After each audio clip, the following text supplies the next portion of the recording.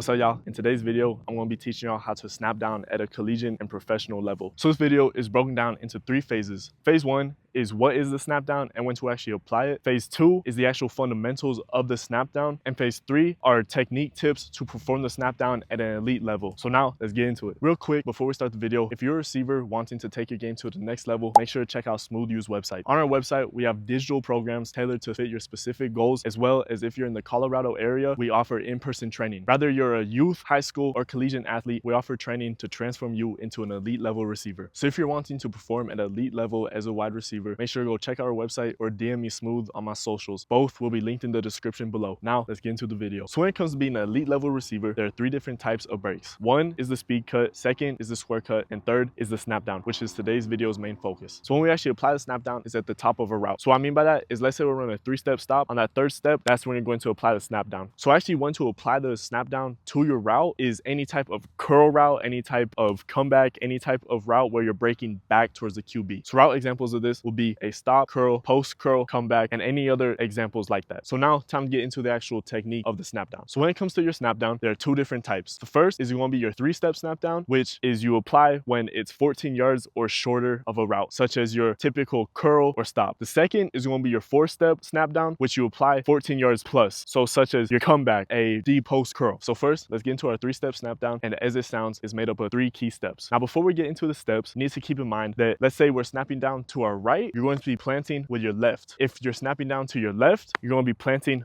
with your right foot. So now let's get into the actual 3 key steps. So for the first step is known as the plant or snap step, as I like to call it. It's the plant. So let's say we're breaking down to our right, our first step is going to be that plant step. And for this, make sure that when you plant, we sink our weight, keep our nose over your toes. And then your second step is going to be your pivot. Your pivot step is just going to be here. And instead of keeping it straight, you're going to pivot it. And the point of this is we're changing, shifting our weight, keeping our momentum low. And then with your 3rd step is going to be your trigger step or your hook. I like to call it a trigger, and you push. So this is where our weight is shifting and we're going to push off this foot straight down to the QB, exploding out of it, just like that. So now let's say we're going to the left side. It's going to be the same key steps: plant, pivot, trigger, and just burst out of there. And this is what it looks like from the side. Let's say we're snapping down to our right. It's just going to be plant, pivot, trigger, burst out of there. So now let's get into the 4-step snap down. So for the 4-step snap down, as it sounds, there's going to be 4 steps. And let's say we're going to the right, you're going to be planting with your inside foot, your right foot. And if you're going to your left, then you're going to be planting with your inside foot with your left. So the only difference between the 4-step and 3-step is that there's 2 plant steps in the 4th. So let's say we're going to our right. Our first step is going to be plant, where we sink our weight and everything. And then our second step, again, is going to be our plant. And then our 3rd is going to be our pivot. 4th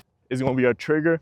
We burst out of there, just like that. And if we were going to the left, same thing, just with our left foot. So it's going to be plant, plant, pivot, trigger, and out of there. So those are the fundamentals behind the 3-step and 4-step snap down. And now technique tips to perform the snap down at an elite level. First off, we're going to be talking about before your snap down, before the break at the top of the route. So let's say we're at the top of the route, we're breaking in. The first thing is raising your pad level. So a lot of high school, youth, and even college athletes do this, is right before their break, they raise up and then snap down. The reason why you don't want to do this is because it is a dead giveaway to the DB that you break, and also as well it slows down your snap down because you're raising up and that interrupts your momentum. So the elite level way to do this is instead keep your pad level the same. So let's say we're top of the route, instead of raising up and then snapping down, we just keep our pad level the same all throughout, just like that. Now second is going to be breaking your stride length right before your break. So what I mean by this, same thing. Let's say we're at the top of a route. We're striding, and as soon as we're about to snap down, we go here and then snap. You don't want to do this because just like raising your pad level, it's a dead giveaway and it interrupts your momentum. So instead, maintain your stride length. Go here, here, and then when you're about to snap down with your stride length and go straight back. Now let's get into the actual technique tips for the snap down. So first off is going to be our trigger step. For a trigger step, the first is going to be snapping down inside your frame. So what I mean by this is an example. Let's say we're snapping down and we snap outside our frame. This is what it's going to look like.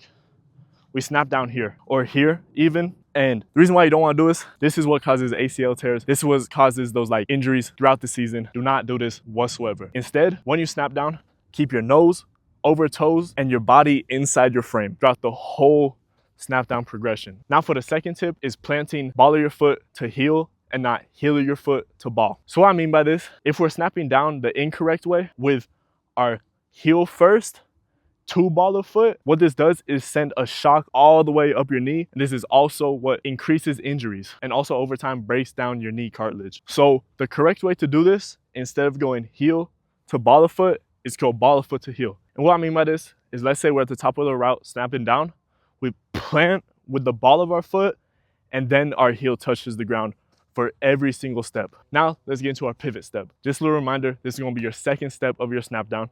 So it goes plant, pivot. Now for your pivot step, same fundamentals that you do. Plant with the ball of your foot first and then heel. Make sure that you're twisting your whole body. And what I mean by this, let's say this is our plant, we're going this way. This is gonna be our pivot. This is what pivoting looks like without twisting your body. And as you see, this is like high injury risk right here as well. So instead, when you plant and you're pivoting, shift your shoulders with your pivot weight so your foot stays straight. So for the first technique tip is going to be making sure we sink our hips throughout the whole break entirely. So what I mean by this is going to be an example of someone doing it wrong. So let's say we're at the top of a route, we're about to snap down, and when we do our plant step, our hips barely sink, our pad level doesn't drop. It just is kind of like this. This leads into those 5-step snap downs that you see where they're trying to turn around and it just looks weird. You don't want to do that. So to avoid this, the correct way is we're at the top of our route, and when we snap down, we fully sink our hips and our pad level, dropping our momentum and then staying low throughout the break, just like that. And now talking about exploding out of the break, let's say we're going to our inside, we plant, pivot, hook. On this hook step, make sure we open our hips to push down the line, going straight back to the QB. And as well, make sure we're not popping up out of it. We're pushing out, staying low out of it, accelerating towards the QB. Now make sure to apply these tips to the 3-step and 4-step snap down, and I guarantee that you will be an elite route runner. If you're a receiver wanting to take your game to the next level, make sure to check out Smooth U's website. On our website, we have digital programs tailored to fit your specific goals, as well as if you're in the Colorado area, we offer in-person training. Whether you're a youth, high school, or collegiate athlete, we offer training to transform you into an elite level receiver. So if you're wanting to perform at elite level as a wide receiver, make sure to go check out our website or DM me Smooth on my socials. Both will be linked in the description below.